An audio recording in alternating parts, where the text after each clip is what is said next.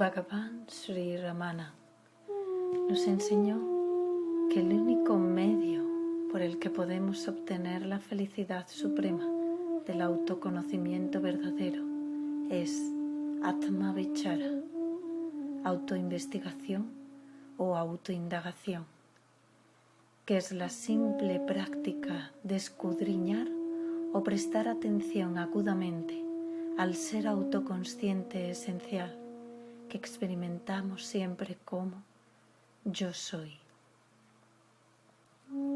Sin embargo, él también describió esta práctica como la vía de la autoentrega, debido a que no podemos prestar atención verdaderamente al sí mismo real sin abandonar el sí mismo individual falso. El sí mismo individual o mente surge al imaginarse ser un cuerpo físico y sostiene su existencia imaginaria, prestando atención constantemente a pensamientos u objetos que experimenta como distinto de sí misma. Sin prestar atención a la otredad, no podemos continuar imaginándonos ser esta mente.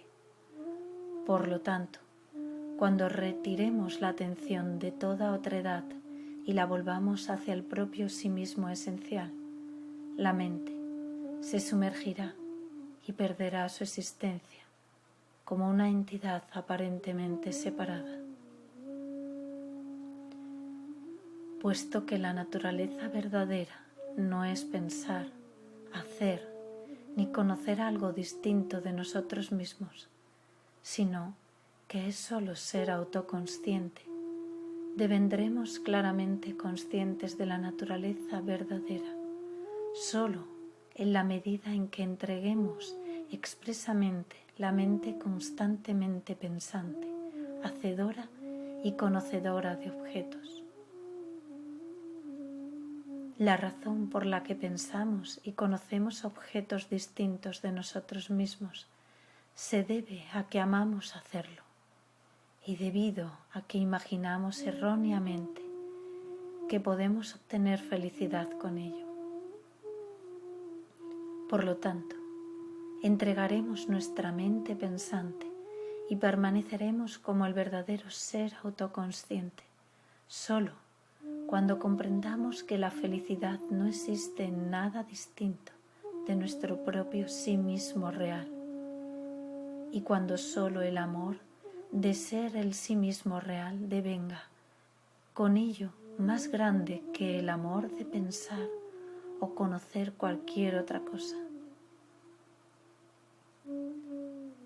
En otras palabras, para prosperar en nuestros esfuerzos de conocer el sí mismo real y entregar con ello el sí mismo individual falso, debemos ser consumidos de amor intenso del propio ser, autoconsciente, verdadero. La bhakti, o devoción verdadera, es por lo tanto el amor perfectamente no dual que cada uno de nosotros debe tener por el propio sí mismo, o ser esencial real. Como Sri Bhagavan dice en el verso 9 de Upadesha Undiyar y el verso 15 de Upadesha Tanipakal, por la fuerza de tal Ananya, Bhava, la aptitud o convicción de que Dios no es distinto de nosotros mismos, solo ser, morar o permanecer en Sat Bhava, el estado de ser natural que transciende toda bhavana, imaginación, pensamiento o meditación, es para Bhakti Tattva, el estado verdadero de devoción suprema.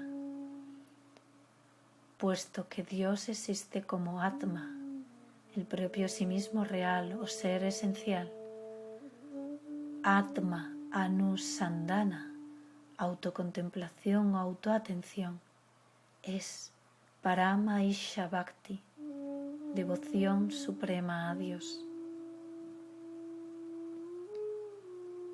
puesto que Dios es el propio sí mismo real. ¿Por qué le alaba y le adora Sri Bhagavan en muchos de estos versos de Sri Arunachala Stuti Panchakam como si él estuviera separado de él? La verdad es que mucho antes de que él compusiera estos himnos, Sri Bhagavan había perdido su sí mismo individual y con ello se había sumergido y devenido uno con la realidad absoluta que nosotros llamamos Dios.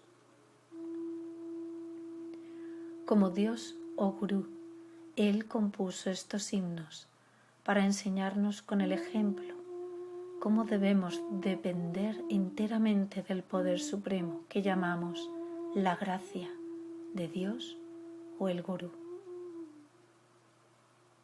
¿Por qué nos enseñó él a depender de Dios o el Gurú como si estuviera separado de nosotros mismos? Cuando surgimos como un sí mismo individual finito, al imaginarnos ser un cuerpo físico, con ello nos separamos aparentemente de la única realidad infinita, que es el propio sí mismo verdadero. La naturaleza del sí mismo real es amor infinito, debido a que en realidad somos la plenitud de la felicidad perfecta y, por consiguiente, nos amamos a nosotros mismos naturalmente. Por lo tanto, cuando nos separamos aparentemente del propio sí mismo real, al imaginarnos ser un individuo finito, nos separamos en efecto del poder infinito del propio autoamor verdadero. Debido a que nos hemos separado así aparentemente del propio poder de autoamor infinito, nos sentimos ser un individuo que solo tiene un poder limitado y experimentamos el autoamor verdadero en una forma distorsionada, como el deseo por los muchos objetos y experiencias que imaginamos que nos harán felices. Como un sí mismo individual o mente finito, sentimos que el propio poder es muy limitado y por consiguiente sentimos que la omnipotencia suprema de Dios es distinta de nosotros mismos.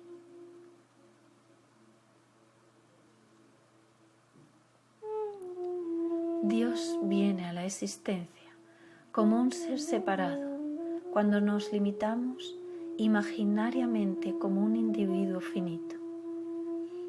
Debido a que aparentemente nos hemos separado de la realidad no dual infinita, que es el propio sí mismo verdadero o ser esencial, esa realidad se manifiesta como Dios, el poder supremo de amor infinito que controla este universo entero. Cuando permanecemos como el sí mismo real no dual, no existe nada distinto de nosotros mismos. Pero cuando surgimos como un individuo separado al imaginarnos ser un cuerpo material, percibimos un mundo aparentemente externo, que es controlado por un poder que llamamos Dios. Así pues, el sí mismo o mente individual, el mundo y Dios vienen a la existencia simultáneamente y cada uno es tan real como los otros dos. Por lo tanto, mientras experimentemos que la mente es real, Dios y su poder de amor o gracia son igualmente reales, puesto que nos hemos separado imaginariamente del propio poder infinito. Como un individuo, somos ahora enteramente dependientes de Dios, que es el propio poder de autoamor infinito, pero que ahora nos parece ser distinto de nosotros mismos. Por consiguiente, como Sri Ramana dice en el párrafo 13 de Nayar, ¿quién soy yo? Ser completamente absorbidos en autopermanencia, sin dar el más mínimo espacio al surgimiento de ningún pensamiento distinto de la autocontemplación es darnos a Dios. Aunque pongamos cualquier carga sobre Dios, Él la llevará,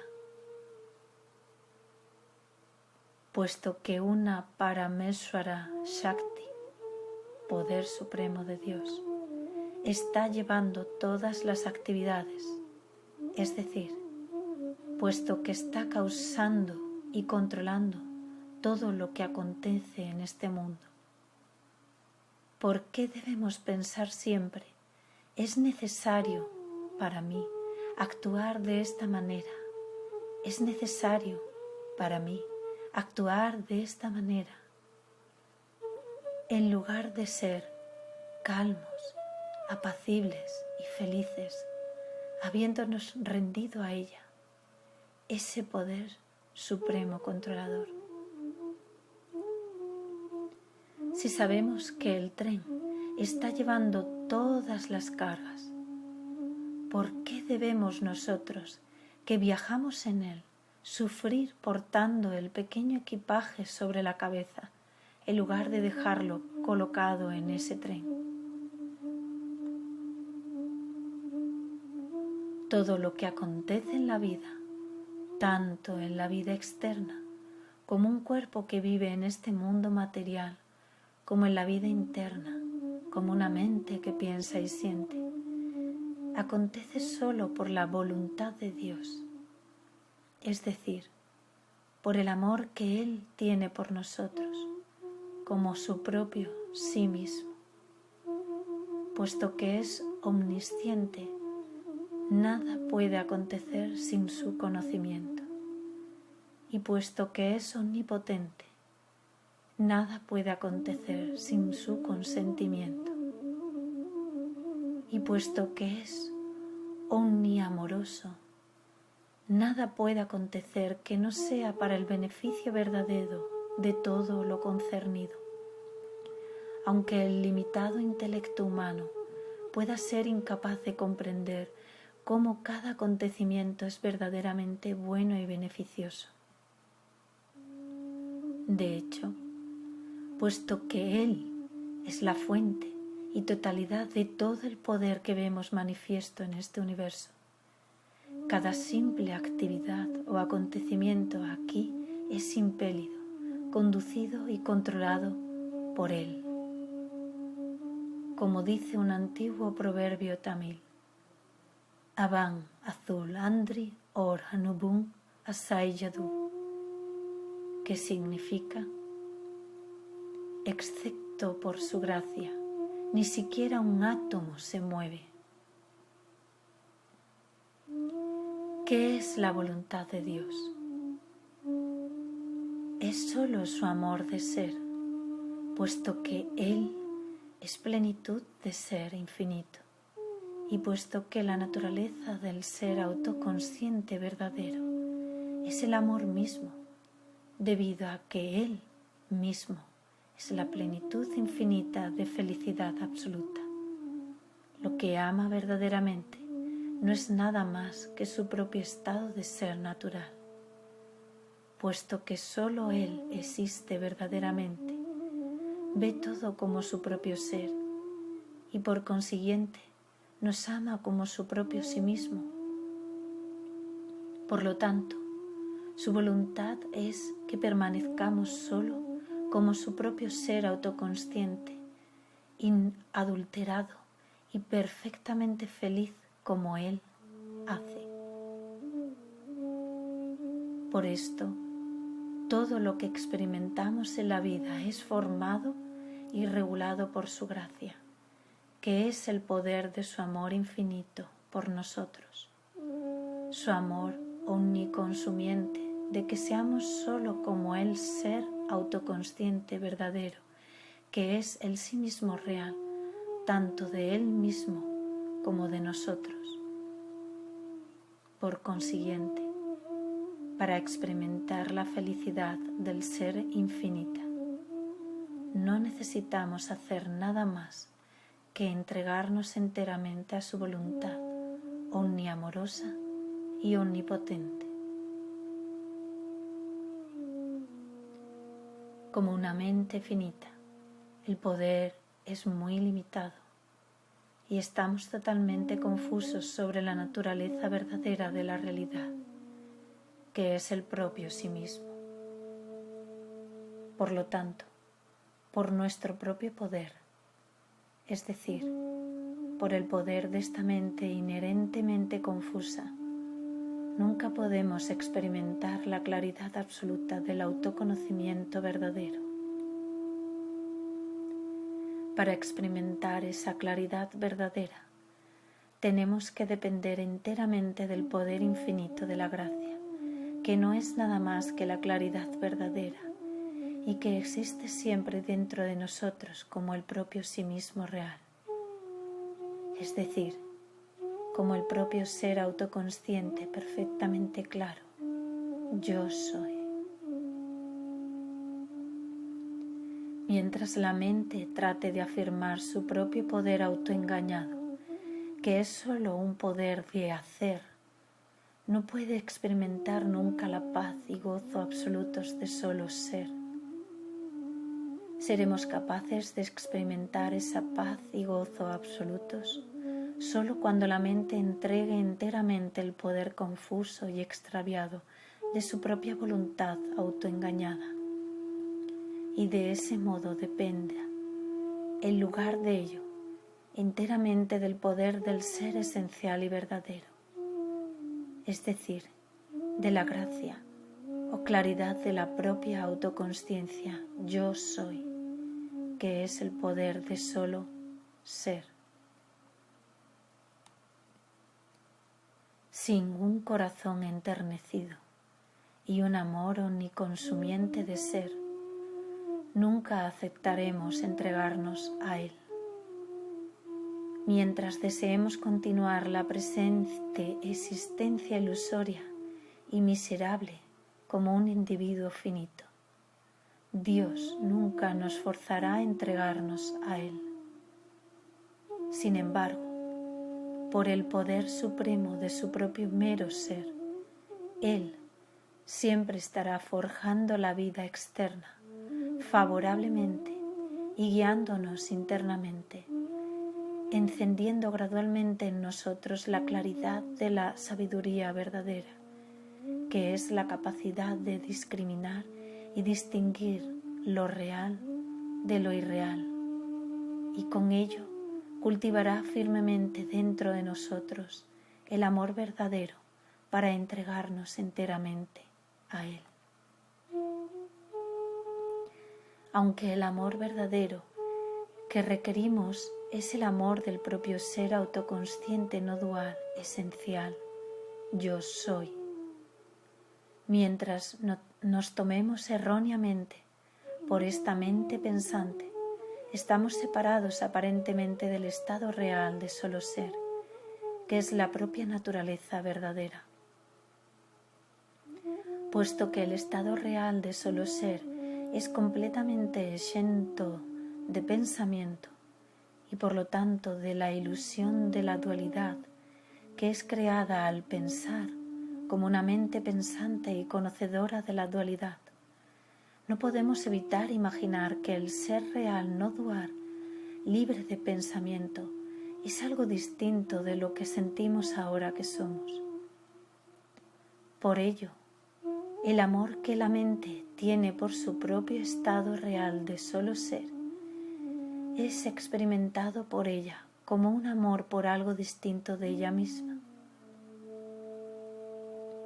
Por lo tanto, en la pugna por volver a la fuente, que es el propio ser real autoconsciente, el amor de ser se expresa como una mezcla de amor no dual por el propio ser y de amor dualista por Dios. En la medida en que la mente se sumerge en el ser autoconsciente libre de pensamiento, experimentamos el amor de ser en su verdadera forma no dual de autoamor.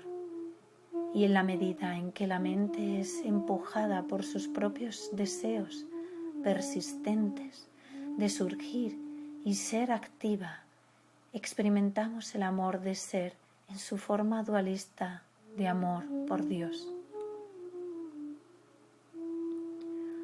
Puesto que la mente está fluctuando repetidamente entre grados variables de autoatención no dual e inversamente proporcionales de pensamiento dualista, el amor de ser fluctúa consecuentemente entre su expresión como autoamor no dual y como amor dualista por Dios.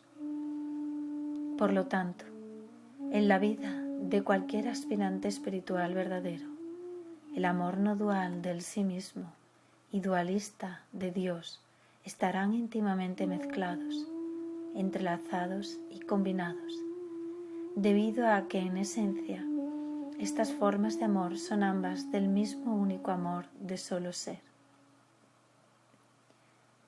El entremezclarse de estas dos formas de amor de ser de un devoto es bellamente expresado por Sri Bhagavan en estos versos de Sri Arunachala Stuti Panchakam. Algunos de estos son expresiones muy claras del amor no dual del propio ser esencial, mientras que otros parecen ser expresiones de amor de Dios como un poder supremo de amor, gracia y compasión aparentemente separados. Sin embargo, la mayoría de estos versos pueden ser interpretados como una expresión de la forma de amor no dual o de la de amor dualista, dependiendo del estado de mente cuando los leemos, cantamos o meditamos en ellos. Mediante estos versos, Sri Bhagavan nos ha enseñado, por ejemplo, cómo debemos depender enteramente de Dios, tanto en la vida externa, cuando la mente está activa, como en la vida interna, cuando la mente se está sumergiendo dentro de la profundidad del propio ser verdadero. Cuando la mente está vuelta hacia afuera, debemos depender de Dios como el poder de la gracia omniamorosa, que está recordándonos constantemente la necesidad de volver hacia adentro. Y cuando la mente está vuelta hacia adentro, debemos depender de Dios como el mismo poder de gracia omniamorosa que brilla dentro de nosotros, como la paz y el gozo del propio ser silente, y que con ello atrae a la mente siempre más profundamente dentro de nosotros por su propio poder natural de atracción irresistible.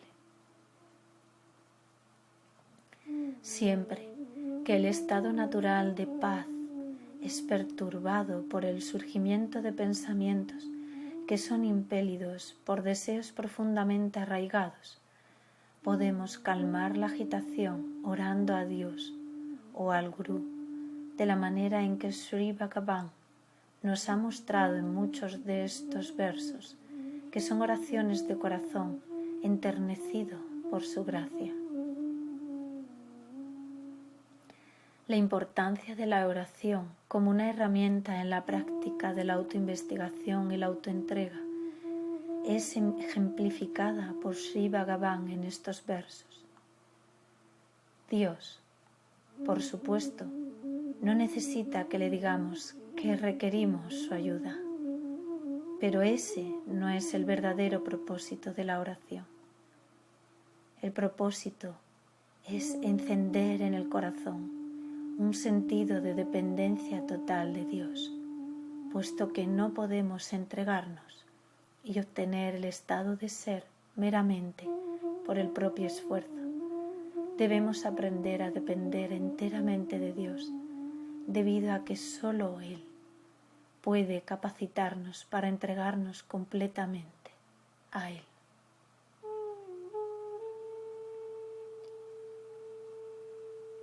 Tal es la importancia de la devoción dualista y la oración en la pugna por sumergirnos en el estado verdadero de autoconocimiento, absolutamente no dual.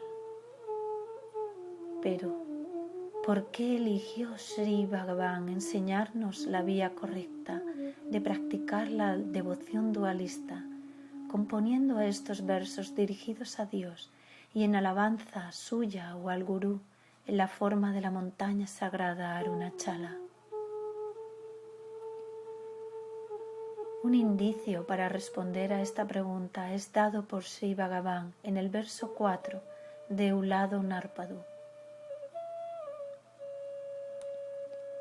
Si somos una forma, el mundo y Dios lo serán igualmente.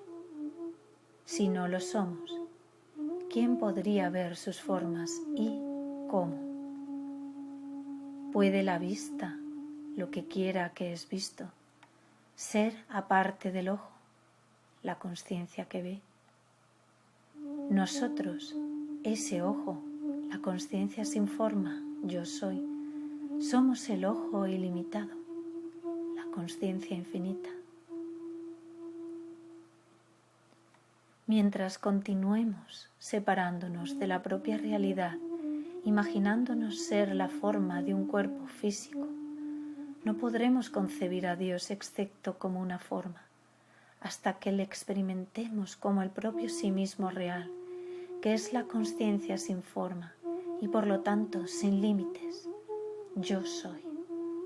Solo podemos conocer a Dios como un pensamiento en la propia mente, y todo pensamiento es solo una forma, una imagen mental.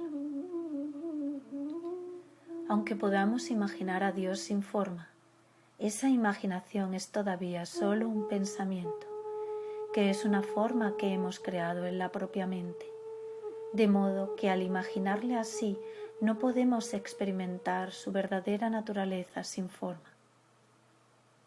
Podemos experimentar su realidad sin forma solo volviendo la mente hacia adentro y sumergiéndola en la claridad absoluta del propio ser autoconsciente, que solo es su realidad sin forma, como Sri Bhagavan dice en el verso 8 de Ulado Narpadu. Quien quiera que adora a la realidad absoluta o Dios, en cualquier forma, dándole cualquier nombre, esa es una vía o medio para ver esa realidad sin nombre y sin forma, en ese nombre y forma.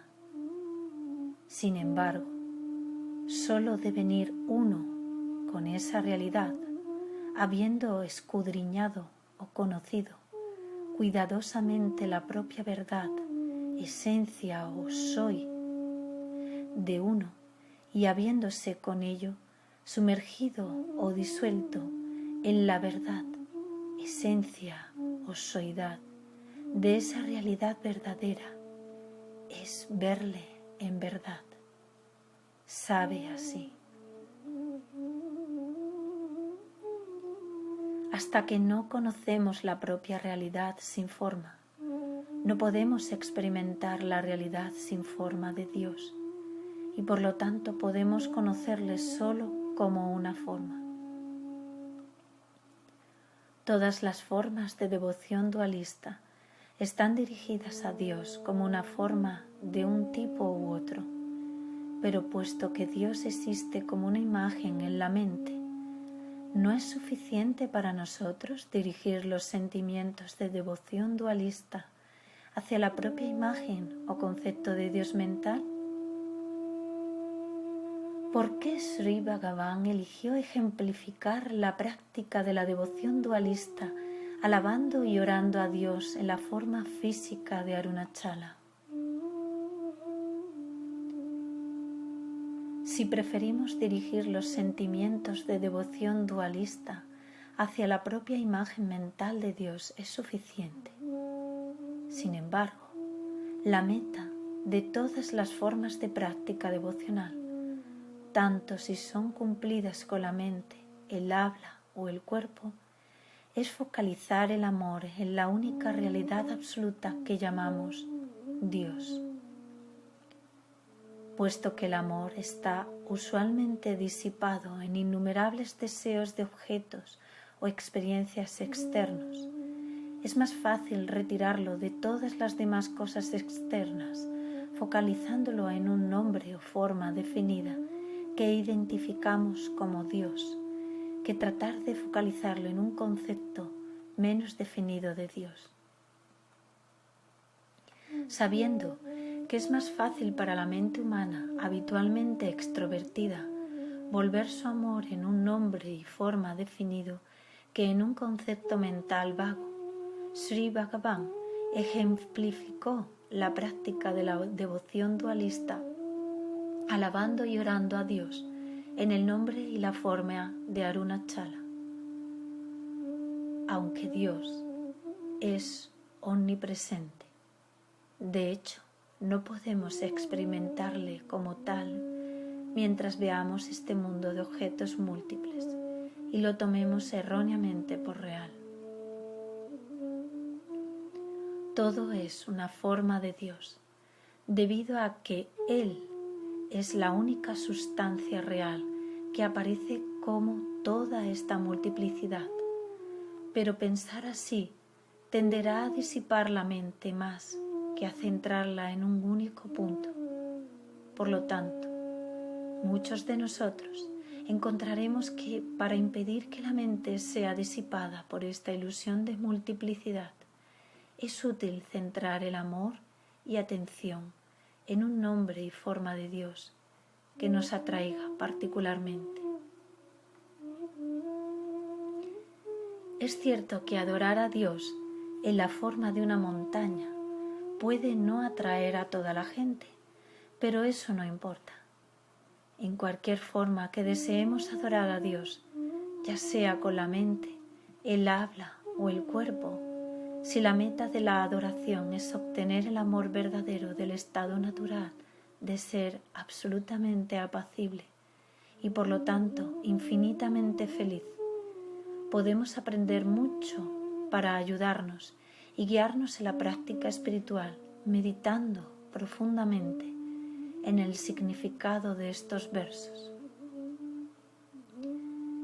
Debido a que Sri Bhagavan compuso estos himnos en tamil, apreciar la profundidad y riqueza del significado de estos versos no es fácil. Incluso muchos devotos cuya lengua materna es el tamil necesitan ayuda para ser capaces de apreciar los muchos matices de significado diferentes que están contenidos en ellos. Mientras podemos definir claramente el significado de muchos versos filosóficos de Sri Bhagavan, tales como los de Uladu Narpadu y Upadesa Undiyar, nadie puede definir el significado de muchos de los devocionales, debido a que el significado que vemos en ellos en un momento es un reflejo del estado de mente entonces. Sri Sadhuon, cuyas traducciones están publicadas en este libro, estaba perfectamente cualificado para interpretar los muchos significados contenidos en estos versos, aunque él nunca pretendió haber expresado todos los posibles. De hecho, a veces solía decirnos que un significado nuevo para un cierto verso había tocado repentinamente su mente, de modo que este libro probablemente no contiene todos los que alguna vez él vio en algún verso particular. La razón por la que Sri Sadhuon estaba tan bien cualificado para interpretarlos no era sólo que él era un gran poeta tamil, ni que hubiera gozado de muchos años de asociación literaria estrecha con Sri Muruganar, sino que era debido principalmente a la profundidad de su propia devoción y a la experiencia espiritual verdadera que le había sido otorgada por su Sadguru, Bhagavan Sri Ramana. Antes de 1976, cuando me encontré por primera vez con Sri Sadhuon y llegué a estar estrechamente asociado con él, ya había traducido todos los versos de Sri Arunachala Stuti Panchakam al inglés para el beneficio de otros amigos. Sin embargo, debido a que yo le preguntaba a menudo sobre los diversos significados que había explicado para estos versos, pude ayudarle a mejorar la expresión de estos significados en inglés y pude anotar ciertos significados nuevos que me explicó. Casi cada día yo escuchaba de Sri Sadhuon una gran abundancia de explicaciones y comprensiones profundas de las enseñanzas de Sri Bhagavan, de modo que era capaz de anotar solo una parte de lo que él me explicaba. Desafortunadamente, por lo tanto, yo no tomé nota de todos los significados de Sri Arunachala Stuti Panchakam que me explicó, pero las comprensiones que obtuve escuchándole a menudo vienen a mí, y cuando pienso sobre ellas ahora, soy capaz de comprender lo que me dijo con una claridad nueva. Algunas de las explicaciones que escuché de Sri Sadhuon fueron incorporadas en un comentario tamil sobre los primeros 44 versos de Sri Arunachala Ashtaramamalai, que yo ayudé a uno de mis amigos tamiles a compilar de diversas fuentes que registraban sus explicaciones. Espero que un día pueda ser capaz de completar la composición de este comentario sobre los versos restantes y que pueda ser publicada tanto en tamil como en inglés. En vida de Sri Sadhuon, yo compilé con su ayuda y guía un comentario en inglés que contenía muchas de las explicaciones que había escuchado de él sobre Sri Arunachala Pancharatmam, y este fue publicado en 5 salidas de The Mountain Path de septiembre de 2003 a septiembre de 2004. Si pensamos profunda y repetidamente sobre el significado de los escritos de Sri Bhagavan, seremos capaces no solo de comprender sus enseñanzas con creciente claridad, sino también de cultivar y reforzar el amor por practicarlas. Este es el verdadero fruto de Manana, o meditar en las enseñanzas de nuestro Sadguru, Bhagavan Sri Ramana. Michael James, 23 de marzo de 2007.